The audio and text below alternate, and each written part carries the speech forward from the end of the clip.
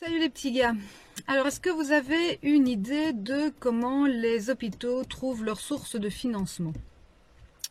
Alors, les hôpitaux trouvent leurs sources de financement dans l'ordre, d'abord par les interventions chirurgicales et les accouchements, et ensuite par les journées d'hospitalisation. Alors, il y a 20 ans, quand j'ai commencé à travailler, oui, il y a déjà 20 ans, la première journée d'hospitalisation valait la 10e journée d'hospitalisation qui valait le 6e mois d'hospitalisation. C'était l'INAMI, donc la sécurité sociale, c'est-à-dire vous et moi, qui remboursions la durée d'hospitalisation. Votre personnel soignant, infirmière, aide-soignante, kiné, enfin tous les employés sont là pour faire leur journée, que votre service soit rempli ou que votre service soit vide. Et à partir du moment où, il y a 20 ans, quand la première journée était remboursée au même tarif que le 6e mois, il y avait des abus et donc parfois on gardait des patients hospitalisés bien plus longtemps que nécessaire, tout simplement parce que ça permettait de renflouer les caisses. Alors, ça coûtait un pont à l'INAMI, évidemment, et à la sécurité sociale. Donc, il y a eu des incitants financiers qui ont été mis en place pour inciter les hôpitaux à raccourcir les durées d'hospitalisation. Et donc aujourd'hui, si les premières journées d'hospitalisation sont toujours remboursées à 100%, par contre, plus la durée d'hospitalisation augmente et moins cette journée d'hospitalisation va être remboursée.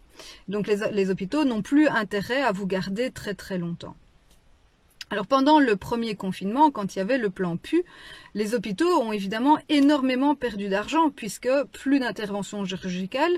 Le ministère avait dit que seules les interventions urgentes et vitales pouvaient être faites et ils avaient même, rappelez-vous, il y a eu des articles de journaux dans la presse là-dessus qui disaient que les chirurgiens étaient choqués parce que l'INAMI envoyait ses sbires et ses inspecteurs pour s'assurer que les mesures ministérielles étaient respectées et qu'on n'opérait pas les gens pour qui c'était pas urgent.